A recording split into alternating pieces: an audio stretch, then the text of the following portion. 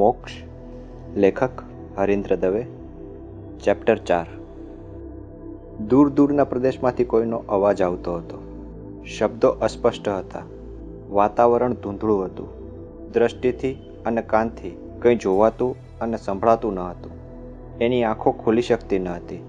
આખા વાતાવરણનો ભાર આંખ પર આવીને અટક્યો હતો. આંખ ખોલવા તેને પ્રયત્ન કર્યો. કાન સરવા કરી કશુંક સાંભળવાની એણે કોશિશ કરી. કંદર્પ. હવે કંઈક અવાજ બરાબર કાને અથડાયો. આ કોનું નામ છે? કોણ એ બોલી રહ્યું છે? આ ધરતી પરનો જ અવાજ છે? પોતે હજી આ ધરતી પર જ છે? આટલું વિચારતા એને કંઈક યાદ આવ્યું. આ તો એનું પોતાનું જ નામ હતું. આ નામ આ દુનિયા બહારના લાગતા અવાજે ઉચ્ચાર્યું ત્યારથી તેની તકલીફ આરંભાઈ હતી. ડૉક્ટર કંદર્પ મનમોહન વર્માનો એ જુદી જ દુનિયાનો સંમોહક અવાજ સૌ પ્રથમ સંભળાયો ત્યારથી એની દુનિયામાં ખળભળાટ મચી ગયો હતો. કંદર્પ. ફરી અવાજ આવ્યો. આ અવાજ જુદો હતો. પૂરું નામ ઉચ્ચારાતા દુનિયા પારના અવાજમાં મીઠાશ હતી, નજાકત હતી, પરંતુ આત્મીયતા ન હતી. જ્યારે આ શબ્દો પરિચિત હતા, આત્મીય સ્વજન દ્વારા બોલાતા હોય એવા ઉષ્માભર્યા હતા. એણે જવાબ આપવા કોશિશ કરી. એ બોલવાનું ભૂલી ગયો હોય એવી લાગણી થઈ. તેણે શબ્દો ગોઠવી બોલવા કોશિશ કરી. એક ક્ષણ તેને લાગ્યું કે એ ચીસો પાડી રહ્યો છે. બીજી ક્ષણે તેને અહેસાસ થયો કે હજી તેના ગળામાંથી અવાજ બહાર નીકળ્યો નથી. કંદર્પ. આ નામ એણે તદ્દન જુદા જ અવાજે પણ સાંભળ્યું છે. એ અવાજમાં સંમોહન કે સ્વજનનું મમત્વ ન હતા, પણ એ અવાજ તો કોણ જાણે ક્યારેય સાંભળ્યો હશે. કંદર્પની મીચાયેલી આંખો સમક્ષ એક આખું ચિત્ર ભજવાઈ રહ્યું. 3-4 વર્ષનો એક બાળક તેની સમક્ષ આવ્યો. આ બાળક ચિન્મય હતો? ના, ચિન્મયનો કોઈક અંશ એનામાં હતો, પણ એ ચિન્મય તો નહોતો જ. આયાની સાથે એ કોઈને ત્યાં ગયો હતો. એ કોણ હતું? આ ક્ષણે કશું જ યાદ આવતું ન હતું. બહુ સરસ માણસ હતા. તેને વાર્તાઓ કહેતા, મજાની વાર્તાઓ કહેતા. 4 વર્ષનો કંદર્પ ધ્યાનથી એ વાર્તાઓ સાંભળતો. એ વાર્તામાંનું એક પાત્ર પણ બની જતો. અચૂક એક સ્ત્રી આવતી. આવતા વેત એ આયાના હાથમાંથી કંદર્પને લઈ છાતીએ વળગાડતી. કેટલા વર્ષો વીતી ગયા એ ઘટનાને, છતાં એ સ્પર્શની ઉષ્મા અને ઉત્કટતા હજી ભૂલાયા ન હતા. એ સ્ત્રી કોણ હતી? શા માટે આ અજાણી જગ્યાએ તેને મળવા આવતી હતી? આ બધા પ્રશ્નોને શાંત કરી દેતો અવાજ આવતો હતો. બેટા કંદર્પ. કંદર્પની આસપાસના બધા જ કોલાહલ માત્ર આ એક અવાજથી શમી ગયા. આ સાદ જુદો છે. એમાં સંમોહ નથી, મમત્વ પણ નથી, ઘમંડ નથી, સ્વાર્થ નથી. એ સ્ત્રી તેને વહાલ કરતી. તેના હાથમાં ચોકલેટ, બિસ્કિટ મૂકતી. આ અંકલ તારા માટે ચોકલેટ લઈ આવ્યા છે, એ હંમેશા કહેતી. વાર્તા કહેતા અંકલ તો કંદર્પની સામે જ બેઠા હતા. ચોકલેટ તથા બિસ્કિટ તો એ સ્ત્રી જ લઈ આવી હતી. નાનકડો કંદર્પ બંને સામે જોઈ રહેતો. પેલી સ્ત્રી કંદર્પને કહેતી, અંકલને થેન્ક યુ કહે કંદર્પ, અને કંદર્પ વાર્તા કહેતા અંકલને થેન્ક યુ કહેતો. આ ક્ષણે એ બધું જ સમેટવા બેઠો હતો ત્યારે અચાનક આ અવાજ ક્યાંથી સંભળાયો? કંદર્પને નવાઈ લાગી. આ અવાજ આવ્યો એટલે પેલો સંમોહક અવાજ દૂર દૂર ભાગી ગયો હતો, પણ મમત્વનો અવાજ તો હજી તેના કાન પર અથડાયા કરતો હતો. આટલા બધા સમયથી સંભળાયેલા વાત્સલ્યના અવાજને પાશ્ચાત્ય ભૂમિકામાં ધકેલી દે એ રીતે મમત્વનો અવાજ તેના કાન પર અથડાતો હતો. આ અભાન સ્થિતિમાં પોતે ક્યાં છે? પેલો વત્સલ અવાજ માત્ર એક જ વાર કેમ સંભળાયો? પછી મોટા થયેલા કંદર્પને મળવા કે એની ઝળહળતી સિદ્ધિઓના ઓવાણા લેવા એ સ્ત્રી કદી પાછી કેમ ના આવી? કંદર્પના અભાનપણાને એક અવાજ સતત ચીરી રહ્યો હતો. એ અવાજ બહુ પરિચિત હતો. એ સતત બોલી રહ્યો હતો, કંદર્પ, કંદર્પ. બહુ પરિચિત હતો આ અવાજ. કોનો અવાજ છે આ? તેના માથા પર કોઈના હાથ ફરી રહ્યા હતા. આ સ્પર્શ પણ તેને ખૂબ જ પરિચિત હતો. એણે પોતાનો હાથ ઊંચો કરી એ હાથ પકડવા કોશિશ કરી, પણ હાથ પર કોઈએ મણમણનું વજન મૂકી દીધું હોય એમ એ ઊંચા થયા જ નહીં. એને કંઈક યાદ આવી રહ્યું હતું. ભાંગતી રાતની અવઢવ. આહા, પેલી ટીકડીઓ. કોઈ દુનિયા પારની રૂપગર્વિતાને પરાજિત કરવાનો મકસદ. સદીઓ પહેલાંના ઇતિહાસને વિદ્યાર્થી વાગોળે એ રીતે કંદર્પ આ બધાનું ચિંતન મનોમન કરી રહ્યો હતો. ક્યારે, કેટલી સદીઓ પહેલાં આ ઘટના બની હશે? એ પછીનો આ કેટલામો જન્મ હશે? દરેક જન્મમાં નામ કંદર્પ જ હશે? એ હસી પડ્યો. દરેક જન્મમાં બિંદુ, અતુલ્ય, નરગીસ, ચિન્મય અને અટકી ગયો. દરેક જન્મમાં પેલી અજાણી અને નરગીસને અલૌકિક લાગી હતી એ સ્ત્રી પણ સામે મળવાની. દરેક વખતે જન્મ થાય ત્યારથી તેણે એ જ સ્ત્રીની રાહ જોવાની. જન્મ કેવળ એ એક મુલાકાત માટે જ લેવાનો. પણ તો પોતાને બિસ્કિટ કે પીપરમીટ આપતી નારી કોણ હતી? એ કેમ ફરી દેખાતી નથી? પણ હજી શબ્દો અવાજમાં ગોઠવાતા ન હતા. દ્રષ્ટિ, સ્પર્શ, અવાજ આ કશું જ તેના ચૈતન્યને પાર કરી શકતું ન હતું. અચાનક એક અધિકારપૂર્વકનો અવાજ સંભળાયો. કંદર્પ! બધી જ ધૂંધળી દિવાલો તૂટી પડી. આ તો અતુલ્યનો જ અવાજ. આ અવાજે કંદર્પને આખો ખળભળાવી દીધો. તેની આંખો પરના પડદા ધીમે ધીમે ઉંચકાઈ રહ્યા હતા. કંઠ સુધી આવીને અટકી જતા અવાજ આડેની દિવાલ આ અવાજે તોડી નાખી. એનાથી બોલાઈ ગયું. કોણ? નવાઈની વાત એ હતી કે પોતે પૂછેલો આ પ્રશ્ન પોતાના કાનને સંભળાયો. કોણ? કંદર્પ! અતુલ્ય હવે એના ખભે હાથ મૂકી ખભો હલાવી રહ્યો હતો. કેટલું ઊંઘીશ?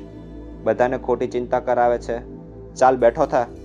કંદર્પે પાપણો ખોલવાનો એક જોરદાર પ્રયાસ કર્યો. તેની પાપણો થોડી ખુલી. બધું હજી ધૂંધળું દેખાતું હતું. કેમેરાના કાચને ફોકસ કરતો હોય એમ એણે આંખને ઉઘાડ મીચ કરી. ધીરે ધીરે ધૂંધળા વાતાવરણમાં થોડાક આકારો સ્પષ્ટ થયા. ડાબી બાજુએ ઊભો રહી ખભો હલાવતો હતો એ તો અતુલ્ય જ છે. પણ જમણી બાજુ માથા પાસે બેસીને વાળમાં હાથ ફેરવે છે અને મીઠા અવાજથી બોલાવે છે એ કોણ છે? ના, એ પેલી અજાણી સ્ત્રી તો નથી જ. એ બિંદુ છે? પોતે કઈ દુનિયામાં હશે? જે દુનિયામાં આંખ ખુલે એમ એણે ઈચ્છ્યું હતું ત્યાં અતુલ્ય કે બિંદુને જોવાની એણે આશા રાખી ન હતી. એ નવી દુનિયામાં તો પેલી રૂપગર્વિતાની સમક્ષ હાજર થઈ એને અચંબામાં નાખવાની તેની યોજના હતી. તું એપોઇન્ટમેન્ટ લીધા વિના આવે છે ને પાછી જાય છે. જો હું એપોઇન્ટમેન્ટ લીધા વિના આવ્યો અને તું જોતી રહી ગઈ. એવા શબ્દો એને કહી દેવાનું એને મન હતું. હવે આંખો પટપટાવતા દ્રશ્ય સ્પષ્ટ થતું હતું. ગેસ્ટ હાઉસના ખંડમાં જ પોતે છે એમ એને લાગ્યું. બારી પર પડદા ઢળેલા હતા એટલે દિવસનો કયો સમય છે એ કહેવું મુશ્કેલ હતું. કંદર્પને યાદ આવ્યું. મહારાજનો દૂધ માટેનો આગ્રહ, મોડી રાતે આવેલો અતુલ્યનો ફોન, ભૂખ્યા પેટ પર લીધેલો લિથલ ડોઝ. આ ગઈકાલે બન્યું કે યુગો પહેલાં? એ પછી આ ખંડમાં જાગવાનું અશક્ય જ હતું. તો આ કઈ પ્રકારનો ચમત્કાર છે? એ ગેસ્ટ હાઉસમાં જ છે. અતુલ્ય અને બિંદુ પણ અહીં જ છે. સારી ઊંઘ ખેંચ્યા પછી આળસ મરડતો હોય એ રીતે જાગી રહ્યો હતો. બિંદુ એને બાજી પડી. કંદર્પ! શું થઈ ગયું તને? એણે પૂછ્યું. કેમ? કંઈ ન થયું. એવો પ્રશ્ન કંદર્પના મનમાં ઘૂમરાતો હતો. કંઈક થયું હોત તો સારું હતું એમ હજી એ બંધ આંખે જ વિચારતો હતો ત્યાં એક અવાજ આવ્યો. જાગો, ડૉક્ટર કંદર્પ મનમોહન વર્મા, જાગો. કાન પાસે તોપ ફૂટી હોય એમ એને લાગ્યું. એ ચોંક્યો. એની આંખો ખુલી ગઈ. એ બોલી ઉઠ્યો. કોણ બોલ્યું આ? શું? અતુલે પૂછ્યું. હમણાં મારું પૂરું નામ લઈ મને કોણે પોકાર્યો? કોણે કહ્યું? શું કહ્યું? હમણાં જ કોઈ બોલ્યું. જાગો, ડૉક્ટર કંદર્પ મનમોહન વર્મા, જાગો. બિંદુ અને અતુલ્ય એકમેક સામે જોઈ રહ્યા. કંદર્પને પોતે કંઈક ખોટું નથી બોલી ગયો એવી લાગણી થઈ. હજી હમણાં જ એણે તદ્દન સ્પષ્ટ રીતે પેલો અવાજ સાંભળ્યો હતો. પણ પોતાની સાવ નજીક રહેલી બિંદુએ કે અતુલ્યે આ અવાજ સાંભળ્યો ન હતો. કંદર્પ, તારી અંદર રહેલા શાણપણનો એ અવાજ હતો. બપોર સુધી સૂઈ રહે એ તારા શાણપણને પણ રૂચતું નહીં હોય. તારા જ અવાજથી તું ચોંકી ગયો? ચાલ બેઠો થા અને હિન્દી ફિલ્મના હીરોની માફક પૂછતો નહીં કે હું ક્યાં છું. અતુલ્ય કંદર્પના હોઠ પરથી શબ્દો લઈ લીધા. હું ક્યાં છું એમ તો એ નહોતો પૂછવાનો, પણ હું કેમ અહીં છું એ પ્રશ્ન તો તેના હોઠ સુધી આવ્યો જ હતો. ડૉક્ટર સેન, સોફ્ટલી પ્લીઝ, બિંદુએ કહ્યું. એ હજી માથા પાસે જ બેઠી હતી. તેણે કપાર પર હાથ મૂક્યો અને કહ્યું, કંદર્પ, થોડો વખત સૂઈ રહે. ભાભી, તમે નાહક લાડ ના લડાવો. કંદર્પ કંઈ નાનું બાળક નથી. ખાસો 14 કલાક સૂતો છે. સવારે 8 વાગે હું લેવા આવવાનો હતો, અત્યારે બપોરના 2 વાગવા આવ્યા છે, અતુલ્યે કહ્યું. તેણે બારી પાસે જઈ પડદા હટાવ્યા. કાળી ફિલ્મ લગાડેલા કાચને પાર કરી બપોરનો તડકો ગળાઈને ખંડમાં ડોક્યું કરી રહ્યો. કંદર્પ બેઠો થઈ ગયો. હું આટલું બધું સૂતો? એણે પૂછ્યું. એ સાથે જ એના મનમાં સવાલ જાગ્યો. હું આટલું જ કેમ સૂતો? બિંદુના ચહેરા પર આ એર કન્ડિશન્ડ ખંડમાંય પસીનો બાજી ગયો હતો. એ હોઠ પર હાસ્ય લાવવાની કોશિશ કરી રહી હતી, પરંતુ તેના ચહેરા પર કાળું વાદળ પથરાઈ ગયું હતું. કંદર્પને બેઠો થયેલો જોઈ તેની આંખમાં ચમક આવી. અતુલ્ય હળવાશથી બોલતો હતો, પરંતુ તેના ચહેરા પરની ગંભીરતા છાની નહોતી રહેતી. કંદર્પ, સૌ પ્રથમ તો મારે તારો કાર્ડિયોગ્રામ લેવાનો છે. બી એ ગુડ બોય એન્ડ કોઓપરેટ, અતુલ્યે કહ્યું. કંદર્પને હજી આસપાસ શું ચાલી રહ્યું છે તેની સમજ પડતી ન હતી. છેલ્લા 2-3 દિવસની ઘટનાઓથી તેના દિમાગને ધક્કો પહોંચ્યો હતો. એ સ્વસ્થ રહેવાનું કે શાંત રહી વિચારવાનું ભૂલી ગયો હતો. એના મનમાં વિચારોના પંખી ટોળા બંધ ઉડી રહ્યા હતા, પણ એમાંના એકને પકડી એ વિચારના રૂપને સ્પષ્ટ જોઈ શકે એવી એના મનની હાલત ન હતી. એના મનની એ જ સ્થિતિ હતી, કાં કેવળ શૂન્યતા અથવા ધસમસતા નિરંકુશ પૂર. શૂન્યતાની અવાજહીન અવસ્થાથી અકળાય તો ન સમજી શકાય એવો શોર ઉઠતો હતો. શૂન્ય એકાંત અને સભર કોલાહલ વચ્ચે કોઈક કંદર્પને ભીસી રહ્યું હતું, અને આ બધા વચ્ચે કોઈક અકળ અવાજ તેનો પીછો છોડતો ન હતો. એ અવાજ સાવ નજીકથી આવી રહ્યો હતો. એણે કાન સરવા કર્યા. કોઈક કહેતું હતું, હજી સમય ક્યાં થયો છે ડૉક્ટર કંદર્પ મનમોહન વર્મા, હજી વાર છે. વીજળી પડી હોય એમ કંદર્પ ચોંક્યો. એણે આસપાસ જોયું. એનો બેબાકળો ચહેરો જોઈ બિંદુએ પૂછ્યું, કંદર્પ, કંઈ થાય છે? અહીં બીજું કોણ છે? અહીં? આ ખંડમાં? બિંદુએ પૂછ્યું. હા, ગભરાયેલા અવાજે આસપાસ જોઈ કંદર્પે કહ્યું. અહીં બિંદુ, તું અને હું 3 જ જણા છીએ. કેમ, તને કંઈ ભણકારા વાગે છે? બિંદુ અને અતુલ્યના હોઠ ફફડતા કંદર્પ જોઈ શકતો હતો. કોઈક ધ્વનિ પણ નીકળતો હતો, પણ એમાંથી કોઈ અર્થ કાઢવાનું કંદર્પ માટે શક્ય ન હતું. એ કશું જ સમજ્યા વિના બંનેની સામે જોઈ રહ્યો. કંદર્પ, પથારીમાં સૂઈ જા, અતુલ્યે કહ્યું. પોતે હળવાશથી કંદર્પને ઠપકો આપ્યો હોય એ યાદ આવતા અતુલ્યને પસ્તાવો થયો. કંદર્પ કોઈ અકળ મનોવેદનાથી પીડાતો હતો. એ ખરેખર બીમાર હતો. પોતે અનુભવી ડૉક્ટર હોવા છતાં કંદર્પની બીમારી ઓળખી ન શક્યો એનું અતુલ્યને દુઃખ હતું. બિંદુએ કંદર્પને સુવાડી દીધો. બિંદુના જરાશા ધક્કાથી કંદર્પ બાળકની માફક પથારી પર સૂઈ ગયો. બિંદુએ તેના કપાળ પર હાથ મૂક્યો. કપાળ ઠંડુ હતું. અતુલ્યે સ્ટેટોસ્કોપ મૂકી હૃદયના ધબકારા જોયા. રિફ્લેક્સિસ બધા જ નોર્મલ હતા. દેખીતી રીતે કંદર્પને કશું જ થયું ન હતું.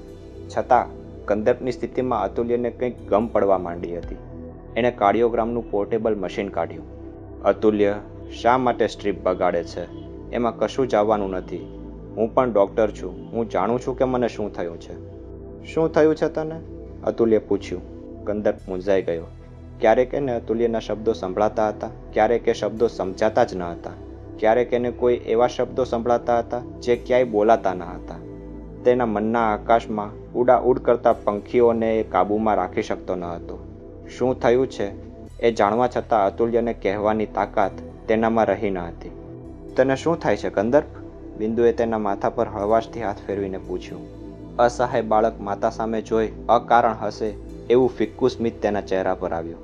તેના હોઠ સુધી થોડાક શબ્દો ધસી ગયા, પણ એ બોલી ન શક્યો. બહુ જ મહેનત કરીને તેણે 2 શબ્દને હોઠ પર આણ્યા. કંઈ નહીં. અતુલ્ય કંદર્પની આંખોમાં જોઈ રહ્યો. એ આંખોમાં કોઈક ન સમજી શકાય એવી વાત હતી. કંદર્પની આંખો આટલી બધી ઉદાસ અને આટલી બધી વાચાળ એને ક્યારેય નહોતી જોઈ. એણે કંદર્પને પૂછ્યું, તું મૂંઝાય છે? કંદર્પે અત્યાર સુધીમાં થોડાક શબ્દો ગોઠવી લીધા હતા.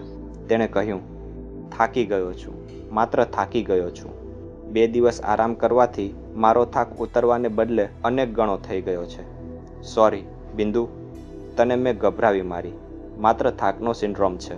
તને ચિંતા ન થાય એટલે ખોટું બોલ્યો અને તારી ચિંતા વધારી દીધી. એકસાથે આટલા બધા શબ્દો બોલવાનો પણ કંદર્પને થાક લાગ્યો. અતુલ્ય અને બિંદુ બંને શાંત હતા. એ અકળાઈ ગયો. એણે સ્વસ્થતા ગુમાવીને મોટા અવાજે કહ્યું, કેમ કંઈ બોલતા નથી? હું બકવાસ કરતો હતો? ના, અતુલ્યે વાતનો દોર પકડી લીધો. કંદર્પ, તારી વાત સાચી છે. કારણ વિના થાક લાગે છે. ખરું ને ભાભી? તમને એવું ઘણીવાર થાય છે ને? બિંદુએ સમજ્યા વિના જ માથું હલાવ્યું. અતુલ્ય કાર્ડિયોગ્રામ કાઢી રહ્યો. બધા વેવ્સ નોર્મલ છે? હા. ક્યાંય કોઈ ઇન્વર્ટેડ નથી? ના. નો ઇન્સફિશિયન્સી ઓફ એની ટાઈમ? નો. મને ખબર છે હૃદયને લોહી બરાબર પહોંચે છે, ત્યાં કોઈ ઇન્સફિશિયન્સી નથી. હા, એક સ્થળે છે. અતુલ્ય જવાબ ના આપ્યો. એ કાર્ડિયોગ્રામની સ્ટ્રીપને ધ્યાનપૂર્વક જોઈ રહ્યો. બધું બરાબર છે, કંદર્પે હસીને કહ્યું. ખાલી મારા દિમાગમાં શાણપણ પૂરું પહોંચતું નથી. થોડી થોડી દીવાનગીનો અહેસાસ થાય છે. Physician don't heal thyself. ડૉક્ટરે પોતાનું નિદાન ન કરવું જોઈએ. કંદર્પ, તારી બીમારી પર મને જ વિચાર કરવા દે. તને કંઈ જ નથી થયું. છતાં કંઈક થયું છે, ખરું ને? કંદર્પે પૂછ્યું અને કહ્યું, અને તેનું નિદાન તમારા વશની વાત નથી. કંદર્પ, ચાલ ઘેર જઈએ. બિંદુએ અકળાઈને કહ્યું. આ ભૂતિયા ઓરડામાં તો કોઈ પણ બેચેન થઈ જાય. ભાભી, એક સૂચન કરું? શું? કંદર્પને 2 દિવસ હોસ્પિટલમાં રાખીએ. પૂરેપૂરો ચેકઅપ કરાવી લઈએ. ઇલેક્ટ્રિક એન્કેફેલોગ્રામ, બ્રેઇન સ્કેન ને એવું બધું, ખરું? કંદર્પે પૂછ્યું. કંદર્પ, ડૉક્ટરી જ્ઞાન ક્યારેક મર્યાદા પુરવાર થાય છે. Please cooperate. હોસ્પિટલને હું જાણું છું. મારે કોઈ હોસ્પિટલમાં નથી જવું. સાચી વાત છે ડૉક્ટર સેન. અમે અત્યારે ઘેર જ જઈએ. ચિન્મય કાલે સવારે શાળાના કેમ્પમાં જાય છે. અમે કાલે કોઈ હિલ સ્ટેશન પર જઈશું. ભાભી, 2 દિવસ પછી પણ હિલ સ્ટેશન પાસે જવાશે. થોડાક ચેકઅપ્સ. અતુલ્ય, ક્યાં ભવનું વેર લે છે? હું શા માટે હોસ્પિટલમાં જાઉં? મને કશું જ થયું નથી. બિંદુને ડરાવી ન મૂક. મને હોસ્પિટલમાં રાખવો પડે એ સ્ટેજ હજી નથી આવ્યો. કંદર્પ શાંત થઈ ગયો. એકસાથે બહુ બોલી નાખ્યું હોય એવી લાગણી તેને થઈ. એ આંખો મીચી ગયો. અતુલ્યે બિંદુ સામે જોયું. બિંદુ ગુમસુમ થઈ ગઈ હતી. અતુલ્યે ધીમા અવાજે કહ્યું, ભાભી. ઇશારતથી સામાછેડાની બારી પાસે બિંદુને બોલાવી. ભાભી, તમે ચિંતા ના કરો. અત્યાર સુધીમાં કંદર્પને શું થયું છે તેનો થોડો અંદાજ મને આવી ગયો છે. કોઈક અણધારી ઘટનાથી કંદર્પને આંચકો લાગ્યો છે. આથી તેના મનની સ્થિરતા હાલક ડોલક થઈ ગઈ છે. આવું ઘણીવાર બને છે. મારે પણ આવા સંજોગોમાંથી પસાર થવું પડ્યું હતું. આવે વખતે દર્દીની કાળજી ખૂબ જ લેવી જોઈએ. એને એકલો ના મુકાય. તેની માનસિક સ્થિતિ તેને શાણપણથી નિર્ણય લેવા ન દે. દુનિયાને વાહિયાત લાગે એવો નિર્ણય આવો દર્દી લઈ શકે. એમને ન્યુરોટિક. ભાભી, તમે ડૉક્ટર નથી. દર્દનું નામ શોધવાની કોશિશ ન કરો. એનું વૈજ્ઞાનિક નામ લાંબુ લચક છે, પણ આ દર્દ થોડાક સમયમાં જતું રહે છે તેની મને ખાતરી છે. અતુલ્ય પછીના શબ્દો થોડા મોટેથી કહ્યા. ભાભી, મારે કંદર્પ સાથે થોડી વાતો કરવાની છે. તમારે ચિન્મયને કાલે ટ્રીપ પર મોકલવાનો છે. તેની તૈયારી કરવાની છે. તમે ઘેર જઈ સૌને કહો કે કંદર્પ દિલ્હીથી પાછો આવે છે, પણ ત્યાં કોઈ અજાણ્યા વાયરસથી પટકાઈ પડ્યો છે. એટલે તમારા કે મારા સિવાય કોઈ એને શયનખંડમાં મળવા ન જાય કે દીવાનખંડમાં આવીને બેસે તો પ્રશ્નો ન પૂછે. હા, બિંદુ આજ્ઞાંકિત વિદ્યાર્થિનીની માફક સાંભળી રહી. બીજું, સવારે ચિન્મય જાય પછી તમારે તથા કંદર્પે પણ 4-6 દિવસ બહાર જવાનું છે. ક્યાં? કંદર્પ અને તમે રાત્રે સાથે મળી નક્કી કરજો. હું ઈચ્છું છું કે હોસ્પિટલમાં. તમે કહો છો કે હિલ સ્ટેશન પર. બેમાંથી જે નિર્ણય લ્યો તે મને ગમશે. હવે તમે જાઓ. હું કંદર્પની સાથે જ છું. છેલ્લા શબ્દો કંદર્પ સાંભળતો હતો. એણે આંખ ખોલીને કહ્યું, બિંદુ, અતુલ્યની વાત સાચી છે. મારે પણ એની સાથે કંઈક વાત કરવી છે. તું કલાકમાં પાછી આવ. મારે ઘેર આવવું છે. ચિન્મયને મળવું છે. કાલનો કાર્યક્રમ આપણે રાત્રે ઘડી કાઢીશું. કંદર્પનો સ્વસ્થ અવાજ સાંભળી બિંદુને ધરપત મળી. છતાં એણે કંદર્પ તથા અતુલ્ય સામે જોઈને પૂછ્યું, ખરેખર હું જઈ આવું? હા, અને ભાભી કલાકમાં પાછા આવી જજો, અતુલ્યે કહ્યું. બિંદુ ગઈ. પાછળ દરવાજો બંધ થયો. અતુલ્ય કંદર્પની પથારી પાસે આવ્યો અને ત્યાં પડેલી ખુરશી પર બેઠો. કંદર્પ પથારીમાંથી બેઠો થયો. સામેની ખુરશી ખેંચી એ પણ અતુલ્યની સામે જ બેઠો. અતુલ્યના હોઠ ફફડ્યા, પણ એ કંઈ પૂછે તે પહેલાં જ કંદર્પે કહ્યું, અતુલ્ય બાબુ, બીજી કોઈ પણ વાત કરીએ તે પહેલાં કહો કે હું અહીં કેમ છું. તને બીજે ક્યાંય જવા દેવો ન હતો એટલે. મેં લિથલ ડોઝ લીધો હતો. તારા એ ડોઝમાં કેવળ પ્લાસિબો હતી. કોણે કર્યું એ? મારી બોટલ તો એની એ જ હતી. એવી જ બોટલમાં પ્લાસિબો ભરી મેં બદલી નાખી. શા માટે? અતુલ્ય કંઈ કહે તે પહેલાં જ પેલો સંમોહક અવાજ સંભળાયો. તમને અપાયેલી મુલાકાતનો સમય પાળી શકો એ માટે. વ્યાકુળ થઈ કંદર્પે ચોમેર જોયું. કેમ, શું થયું? અતુલ્ય ચિંતાથી પૂછ્યું. મારે એ સમય નથી પાળવો, કંદર્પ ચીસ પાડીને કહેવા લાગ્યો, પણ એનો અવાજ કંઠમાંથી બહાર ના નીકળ્યો. અચાનક દાયકાઓના સમયને પાર કરી એક અવાજ આવ્યો. બેટા કંદર્પ, અંકલને થેન્ક યુ કહે. કંદર્પને આ અવાજ સાંભળી અદ્ભુત શાતા વળી. થેન્ક યુ, કંદર્પે કહ્યું. અને આંખ મીચી ફરી શાતાભર્યો અવાજ સંભળાય તેની પ્રતીક્ષા કરી રહ્યો.